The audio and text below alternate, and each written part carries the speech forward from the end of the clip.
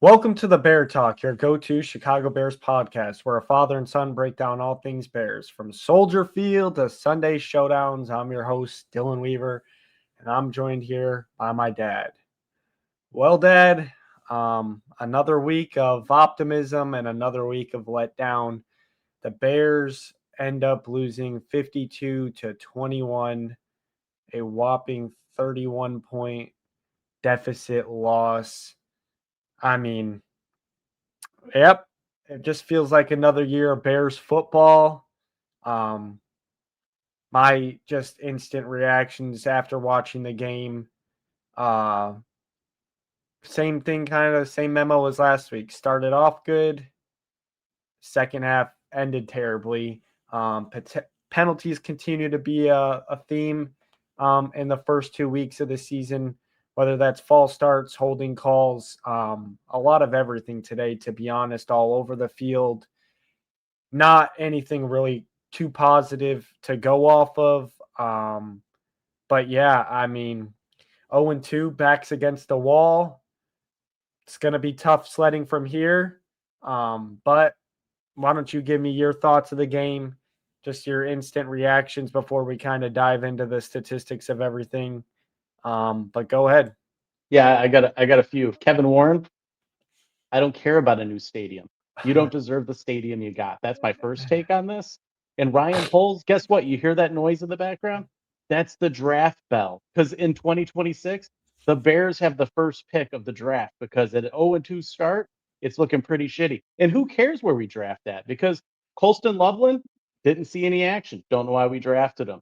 Uh, Luther Burden, great. He's playing special teams, but what's he going to do back there? Let's get him in the passing game. And Ben Johnson, at the very end of the game, when Dan Quinn gave you a hug, he said to you, because he whooped you. He outplayed you. You went for it on fourth down, and I knew you would, and twice you cost us going for it or getting a first down on it. So, there's three pieces of the leadership team that really had a bad game, and you're right. It's just another year of being a Bears fan with this team. You thought it would change, especially with what looks on paper to be a pretty phenomenal team. You bring in a coach we're paying $13 million a year. Uh, the supporting casts of coaches look to be, that they should be a lot better. But take a look at the other side of the ball. Kelvin, defensive coordinator, first time being a defensive coordinator, he shut down Ben Johnson and his defense. And then you take a look at old Johnny Morton, offensive coordinator, and he out Ben Johnson when it comes to offensive play calling with that team over there. So that's my take on it before we get into the stats. It's 0-2. Again, I probably put the 2 and the 15 in the wrong spots when I gave my prediction in the beginning of the season. Because right now it's looking 2-15 because we're going to go against a Cowboys team. Oh, by the way, whose kicker at the end of the game when it matters kicks a 64-yard field goal, and I think Santo, out of spite, kicks it out of bounds on the opening play of the kickoff of this game. When that's what he should have done, the first time. And I know we talked about Ben Johnson said that was his call, but I think that was a coach defending his players and looking out for him. We got problems. We definitely got problems. So I'll turn it back to you. You can drop the stat masters on us, but that's my initial take of watching that 60 minutes of football. Yeah, I agree. The game started how it ended. We could have used that out of bounds kick in that Minnesota game. But Kyra wants to save it for the next game when that's the last time you want to kick the ball out of bounds and let them start at the 40-yard line. First play of the game, Amon Ra takes that ball for about 50 yards. Next thing you know, they're in the red zone, run another play, touchdown. And just like that, Bears are down 7-0. Caleb responded well. I guess that's a sign of positive. Last year we didn't have one opening drive touchdown. Now in back-to-back weeks, we do have opening drive touchdowns. But once again, it fizzled out as the game went on, and we didn't see that longevity of, throughout the game like it needed to be. Granted, our defense just flat out looked terrible today. That's a problem. Dennis Allen, as aggressive as he is, our D line, there's so many different ways we can go with this, but I'd probably start with, just last week we did see our D line get 3 sacks and we saw a lot of pressure. And, not to discredit, like Minnesota's O-line is a good O-line, but today we didn't see any pressure. The one sack we did have, it got negated because yeah, we had illegal contact downfield, and the Lions had an offensive call, and it wiped off Montez Sweat's sack. That, by the way, was early in the game, brought up a 3rd and 17. Next thing you know, it's 2nd and 10 still, and Lions, capitalize off of that and score again. But yeah, it's just a lot to digest in a game. I know it's going to be a lot of negatives this show, but like I said, we can start with the positives just to get them out of the way with the opening drive touchdowns that I already mentioned back-to-back weeks. And then I'd probably say the only other positive is Caleb Williams and Rome Odunze connection. Going into year 2, it looked great today, even despite Rome dropping 2 more balls for 20, 25 yards apiece. Could have, had him right under 200 yards on the day.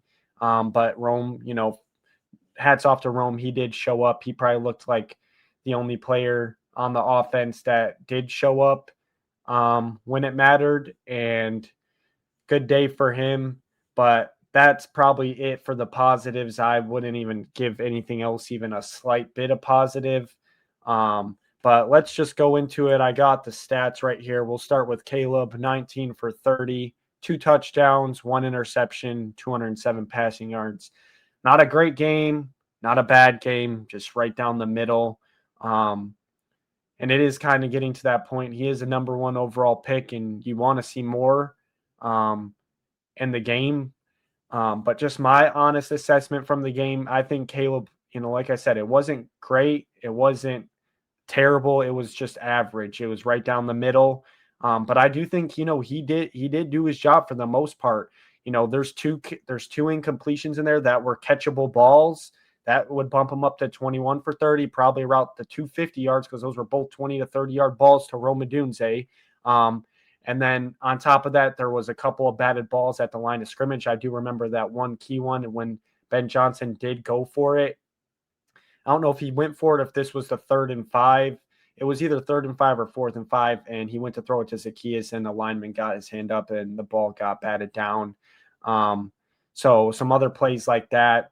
I think he took 2 sacks today, 2 or 3 sacks. I believe it was 2 again. So I guess that's a positive. You can look at it too. He is getting the ball out fast for the most part. He's not taking unnecessary sacks that, especially I would say maybe one of them was unnecessary. He started to try to scramble and then kind of got caught up. But one of them, Aiden Hutchinson, back in the backfield in 2 seconds, and he gets brought down. So that's maybe another positive. DeAndre Swift, 12 carries today, 63 yards. I did like what I saw from DeAndre, especially early in the game. Was able to get some of those where he bounces them to the outside, get some space. That was good to see. And then obviously, like we already talked about, Rome Odunze, 7 catches, 128 yards, 2 tutties. Jaquan Brister did lead the defense in tackles with 9. Can kind of go through this. Total yards for the Bears, 340 yards to the Lions, 511. The Bears had 2 turnovers, obviously the DeAndre Swift fumble and then the Caleb Williams interception. To the Lions, 0. 19 first down for the Bears to the 25 of the Lions. And a key theme that we've seen through 2 games, this is a big one, 8 penalties again for 50 yards, where the Lions had 3 penalties for 28 yards. And that simply just comes down to playing smart football, fundamental football, and being disciplined. And it's still, not happening through 2 weeks. And I'll be honest, if we want to win a football game, this is going to have to get cleaned up fast, because even if you're playing these, weaker teams, those penalties hurt. And especially when you're getting these penalties on second and third downs and getting backed up where, there's not really too much Ben Johnson can call, because the defense is going to, back up and play cautious and let Caleb, they're going to hope that Caleb makes a mistake. Third down conversions, Bears were 7 for 13. The Lions were 4 for 10. 4th downs, 0 for 2. Lions 1 for 1. That was the Lions' last touchdown, where Dan Campbell, I thought, was a little shot at Ben Johnson. They're ready up. I think at that point it was 40-something, 45. think it was 44 actually, or 45. They were well up. The game was over, and he went for it on 4th and goal at like the 5-yard line. And Amon-Ra St. Brown, I mean, I think he had 3 touchdowns today, I want to say. Tore us to shreds. But yeah, outside of that, those are just some of kind of the statistics. The red zone, the Bears were 2 for 2 when they were there.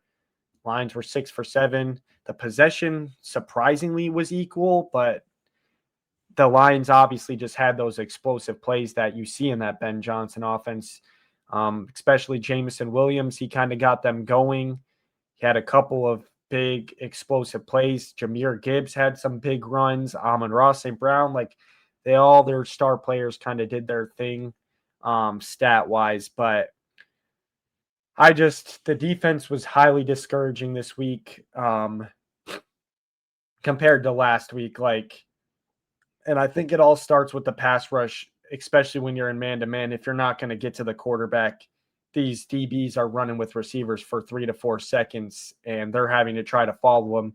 On top of that, Jared Goff's got a clean pocket, veteran quarterback. He knows, it's the more he realizes he has enough time, the more those bigger plays are going to happen. And that's what we saw throughout the game, especially in that second half. I mean, it felt like every play was a chunk play. But yeah, there's just a lot to digest. I think the defense for me was the biggest letdown. I What don't about even the want it. trainers? What do you mean? I gotta wonder about Edwards and Johnson, right? I mean, good to go, and they come into a game and then they get re-injured or weren't good to go to begin with, come out of the game. Speaking on the defensive side of the ball, I mean, when you give up 52 points, it's all about the defense. But are the trainers doing their job? Because maybe they shouldn't have been out there in the first place, and that ruined the continuity of that defense we saw in week one. When you kind of take them out and have to throw some people in, I just got to question the trainers on that staff a little bit on what they're doing because I didn't see Jalen Johnson doing anything significantly that would have helped him re-aggravate or re-injure his groin. Granted, running, I get it, groin, it's going to hurt. But if he was healthy enough to come back. Something's up there. So I don't know if the trainers are doing their job there. I think you got a lot of people on the coaching staff who may not be doing their job as well, all the way down to the trainers. Yeah. I mean, Jalen Johnson's was kind of weird. Made a great play on 3rd down. It's probably the only DB on our team that could actually shut down St. Brown because anybody else that was on him, it was automatic 20 yards or it was a touchdown. And Tyreek Stevenson kind of showed, good game last week, terrible game this week. Just felt like every ball that was thrown his direction was caught and he was beat. So tough to see. And then, like I said, with the Jalen Johnson injury, it's kind of hard to see what happened. Made a great play, but slow to get up. And then I didn't even realize TJ Edwards went out of the game, but his was re-aggravated, the hamstring, which, like you said, could have been the trainers. Part of it too could be players saying, I'm good to go. I'm good to go. And train, especially with the hamstring and tightness, that's the players. Like they got to be honest with the trainers and, tell them how they're feeling. And it also could be, like I said, just the players wanting to go play.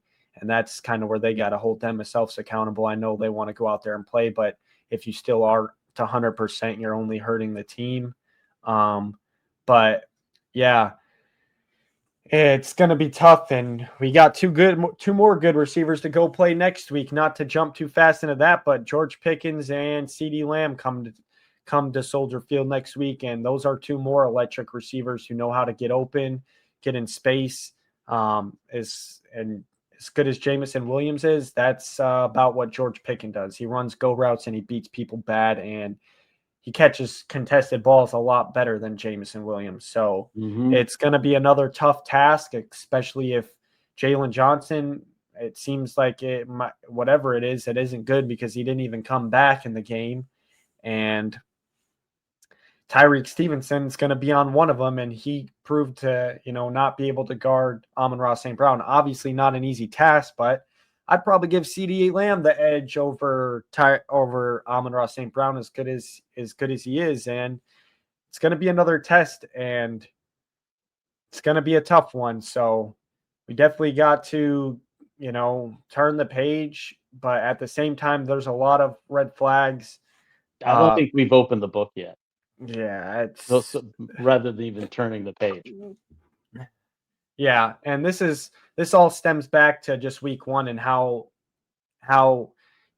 bad it is on the players, coaching staff that they let a game get away from them, because instead you could be 1-1, and yeah, as bad as we got beat today, okay, it's all right. We'll see them later in the season, and then you can make some adjustments and show what kind of football team you are later in the season. But now you're 0-2, and like I said in our pregame show, those thoughts are going to start looming in for those players. New coach, same results. These Bears players have been through this, and they're going to have a clear mind going into these next couple weeks, because we said this week was a must-win game. Yeah, these next two games are must-win games, and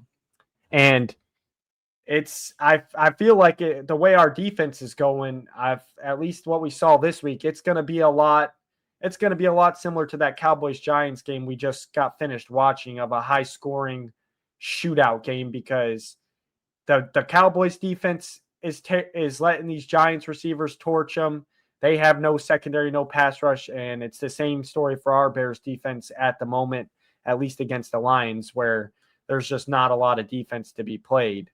So yeah, I just I'm honestly surprised. I didn't, I had us winning the game, but deep down, I like I said, the talent on the Lions roster is pretty deep, and I just didn't think it was going to be like this. This was just an embarrassment.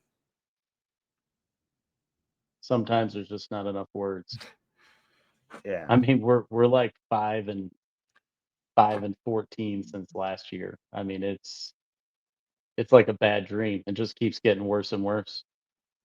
Yeah, it really is. And I just you gotta wake up and be able to respond to stuff like this. And these next couple weeks are going to tell what kind of team we're going to be, because you can either respond to this and bounce back, or you can tuck your tails in between your legs, like we've seen for the past 3 years, and let the season just slip away from you. So these next couple weeks are important. It just hurts, man. It's another week of just letdown. And I don't even want to discuss the refs, because it didn't matter. It's not, it's invalid. It wouldn't even made a difference. Earlier in the game, it definitely looked like it could have been a huge momentum swing, but we lost by 31 points. There's no bad ref calls in this game. It's not like last game. Um, but you know, just definitely want to, I'm waiting to see that offense fully blossom through a full game once again. We just kind of see it, start off, strong, and kind of dwell out again. And the defense from the start didn't come ready to play. No, no, and I go back to it too in the very beginning of the game where we went for it on 3rd and 1 and 4th and 1. We still couldn't convert for a first down. I don't think there's heart in the game. I don't think the players have got the fight in them to do what they got to do when you can't get 1 yard on two plays. And it wasn't like it was a hard 1 yard to get, but somehow we couldn't get it. And I don't know if that's play calling, if that's the enthusiasm of the team. I even looked at some of the body language towards the end of the game that didn't seem like they were in it. I think it even looks questionable that one player didn't go out on the field to shake hands after the game. It looked like they may have went straight to the tunnel, but I'll wait to see that definitively before I bring it up. And I kind of question that as far as being a professional out there on the field. Um, it's just disappointing. It's another year of being a Bears fan since 1985. Patience is gone. Yeah, I mean, and if there is one other thing you want to look at this game, and a lot of people, probably the more realistic Bears fans who aren't, all brainwashed and buy into the offseason hype every year. It's going to take time. That is the one thing. If you want to, look at this realistically, that first year Ben Johnson was the play caller. The Lions did start off 1-6, and they picked up the momentum in the second half and missed the playoffs by one game. But that's what these early games are. These come back and haunt you. I think we saw that stat at the end of the game. Teams that start off 0-2 have a 12% chance of making the playoffs since like 1980 something. So it's definitely a tall task ahead. But I think right now it's just about start to see some improvements as the game goes on, and as we get deeper into the season, we need to see that improvement and kind of build momentum and go from there. And it's definitely a tough start to the season. 2 division games. Now we're 0-2 in the division, which is going to hurt in the long run if we even get close to bringing this back to reasonable. But it is what it is, and we just need to start to see some improvements. And I think it starts with the O-line. We need to start seeing improvements out of them of being disciplined. False starts, holding calls. Face I mask. mean, they are serious drive killers. Mhm. They How many times did we have second and forever? Yeah, we had 2 3rd and 30s today, which is insane. And it wasn't due to taking sacks and Caleb doing dumb stuff. It was due to the O-line holding people, like you said, face mask, false starts. I mean, this stuff really starts to add up, and it's unacceptable.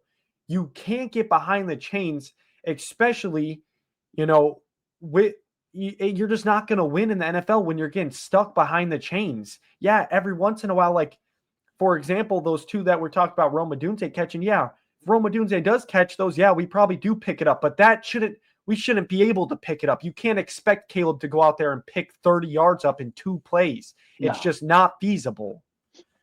And Nope. I just want to see. I think that's what I want to see most importantly going forward. Clean up this false start stuff and these dumb penalties, because it's unacceptable. We're never going to get anywhere offensively if we can't do the basics right as far as just getting the ball snapped. And then from there, have some integrity and some discipline to block your guy correctly. And obviously holdings are going to happen, but it's too far and too often that we're seeing in 2 games in the season.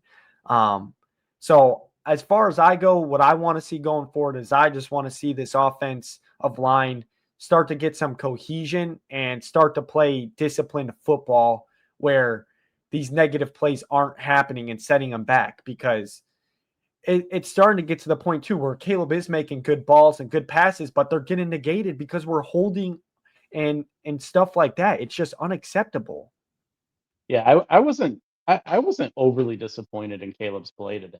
I mean, ultimately, you want to see your quarterback throw for, what did Russell Wilson throw for, over 400 yards, and you Yeah, got I some mean, other at the end of the game, yeah, he did a Caleb Williams. yeah. No, I wouldn't say Caleb Williams, but he did. He just threw the ball up there for prayers, and when the game was still winnable, and it got picked off. Yeah. But I'm just talking about total yardage. So I wasn't disappointed in Caleb, but he's still in his second year, and it's early in the second year. I think he made some great throws. I mean, he made some really good throws. Some that I was like, hey, we got a shot, even before the game was starting to get away. So I don't put it all on him. I do look at that offensive line. We're paying that offensive line a lot of money, especially with the 3 new additions with Tooney and Dahlman and Jackson.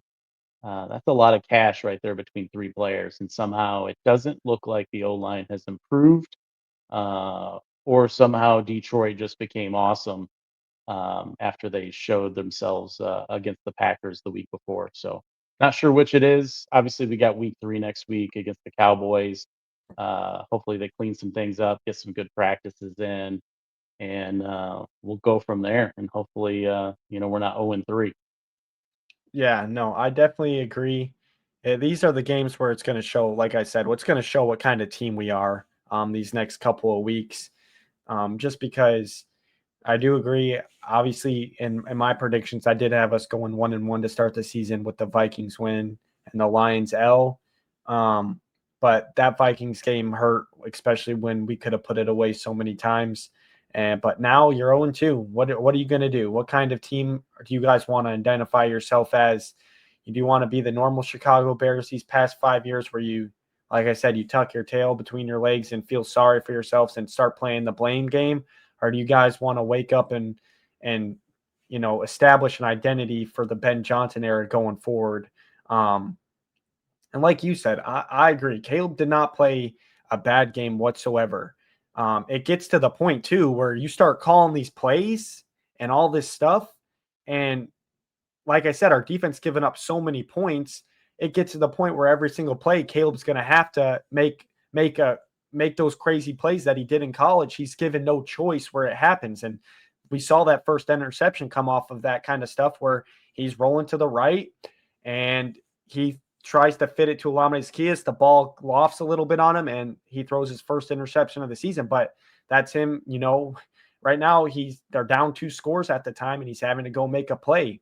Better yet, before that, it's a 1-score game, 7-14 early in the game. Caleb's driving us right down the field. What happens? DeAndre Swift fumbles the football. We're about to be in the red zone. It's just stuff like that ultimately just, once again, more drive killers. And props to our defense at that time, because there was 2 big times like that Caleb interception and the fumble. The defense forced a 3-and-out, and I think one of them they got 3 points, but that was it off of those, which was a good job by our defense. But over time, the defense started to collapse again, and you just didn't get to see more of that throughout the game. And there's no excuse this week. The offense was still, so even though the offense wasn't getting points, kind of like we talked about, they were having some sustained drives and giving them a break. And the defense, it wasn't even like it was multiple plays added up to big plays. No, it was the first play was going for 50 yards. That's just not going to happen, and it's just not acceptable. So there's a lot to fix going forward, and Ben Johnson's got his hand full. The honeymoon phase for Ben Johnson is officially over, and now we're really going to get to see what type of coach he is. We know he's a great play caller, and it's going to come down now to see how he can get his team to respond for the rest of the season. I definitely am not in panic mode yet. It is 0-2 and it's the last kind of start you would want. But there's a lot of work to be done, and it'll show a lot what Ben Johnson is made of and how the team can rally behind him, because in the past we've seen the players, give up on stuff like this and get discouraged and hang their heads. But 2 good games coming up that are winnable games, a little bit easier opponents, middle of the pack, and they need to win these games going into the bye week. The best case scenario now is going in that bye week 2-2 and get ready for Washington. Go get your revenge. But like I said, next week's going to be a tall task with CeeDee Lamb and George Pickens. And it's going to be very daunting, but we're back at Soldier Field. Who knows? Maybe Ben Johnson starts to get booed at Soldier Field. Do you But think do you think Eberflus is laughing after today? no, I don't Because he think didn't even he's. get beat that bad in Ford Field. Yeah, he didn't. That is true. And he could be laughing, but his defense also gave up 37 points today as well. So I'm just saying, if you look at Eberflus and Ford Field performance under his tenure, it never looked that bad. yeah, it was definitely something, but I mean, I just really don't know. Like I said, defense, got to see more out of them. Week 1 was great until the fourth quarter, and this whole game this week too was absolutely abysmal. But props to the Lions. I said in the pregame show, there's no way they come out and play the same way they did against the Packers, and that could be credit to the Packers defense.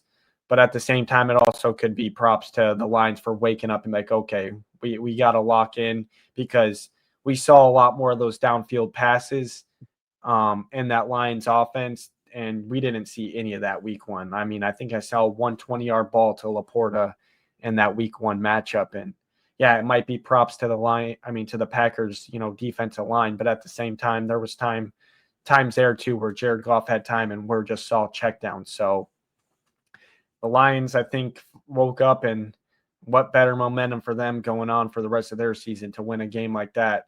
I mean, I think they scored 13 points against the Packers. They put up 52 today. So their offense is probably feeling confident again. Same with their defense. And now they're headed to or to the Ravens as well. So we'll kind of see. I think it'll be another good test to look at to see where the Bears really are.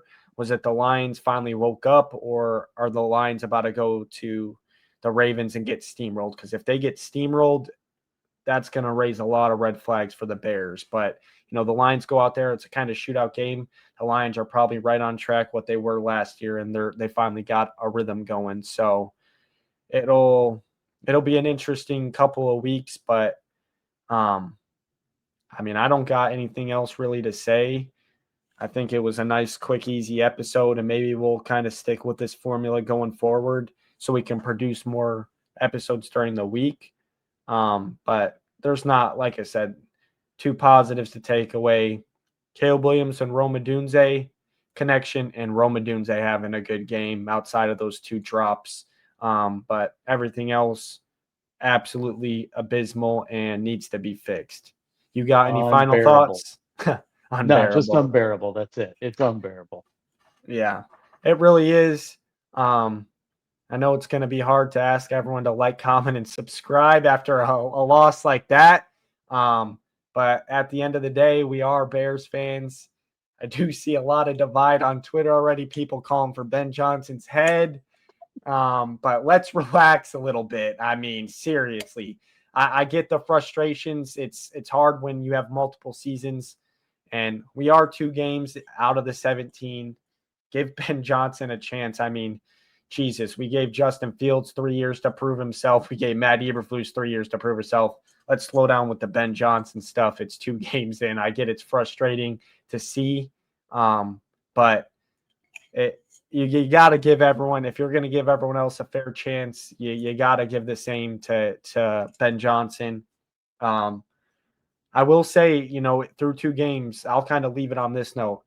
The one positive that you can tell where the coaching is different from, last year or this year, especially with the offense side of the ball, Caleb Williams is reading defenses a lot better. He's being quick with the ball, getting it out, which is good to see. It's pre-snap stuff that he's recognizing and knowing, hey, once the ball snapped, I know where I can go with this football. And you are seeing that a lot more. And I think towards the second half, you saw it start to fade away just because Caleb was looking for the big play, which is kind of one of the things he got harped on for coming into the NFL. But that's also us being down 3 touchdowns and him trying to go make a play. But when the game is close, you saw it again. He's making plays. He's doing the right thing. He's not getting too fancy. And when he needs to be fancy, he's trying to do that. So I think that is a thing that I've seen so far. And like I said, small sample size so far, 2 games. But we're going to have to see that improve drastically, especially if the Bears defense keeps playing like this. But I'll leave it at that. Just please make sure to like, comment, subscribe, share the video with your Bears friends and family. But that will do it for this episode. We'll catch you next week with the pregame show for the Cowboys. But for now, Bear down.